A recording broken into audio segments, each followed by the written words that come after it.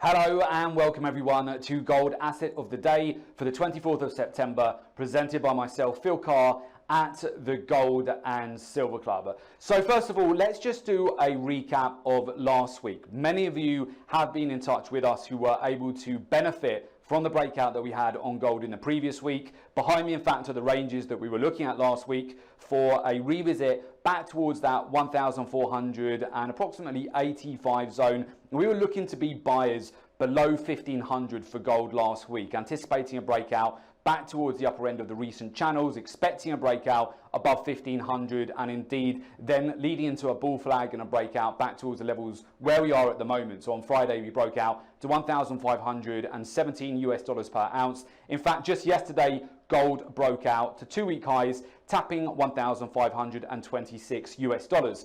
In fact, over the 3 positions that we covered in detail as well on the week ahead, for those of you who are following us on YouTube, we banked 880 points just yesterday with partial profits, and we are letting the rest of those trades continue to run.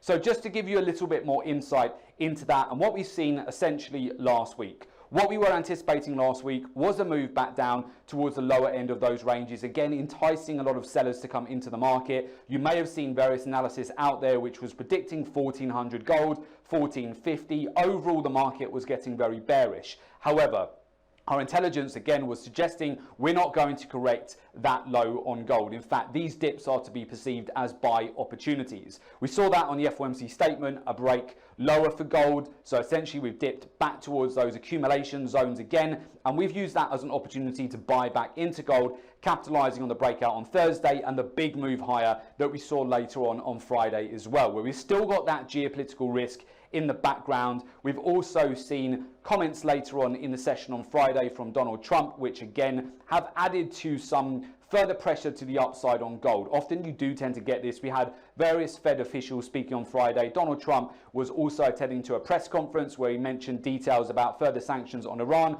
which caused a catalyst for higher gold prices. And of course, we had hedge funds and money managers. They increased their net long positions on gold in the latest week. So that's what happened last week. Again, congratulations to all of you that have capitalized on that move. It's been quite a significant breakout now from the lows last week to where we are trading at the moment. Currently, gold is trading around 1,520 US dollars per ounce.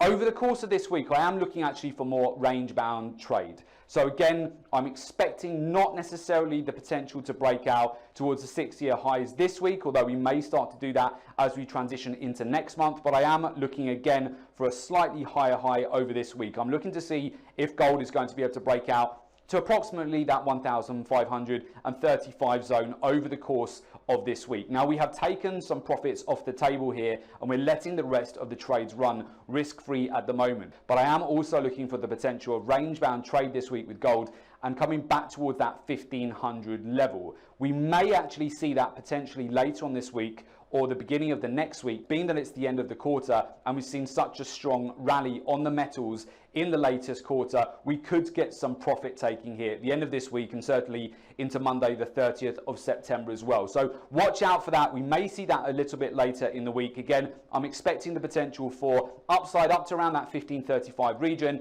Then if we start to pull back from there, we could come back down towards the lower end of the range, which will be around 1,500. So it's really a case of taking advantage and trading that range at the moment on gold. And again, hedge funds and money managers, they have increased their overall net long positions in the latest week. We still have geopolitical risk in the background as well, which is providing further support for gold. And in fact, ETFs have had the biggest inflows this week since November of 2016. So with that, that has been Gold Asset of the Day. And of course, I wish you good trading.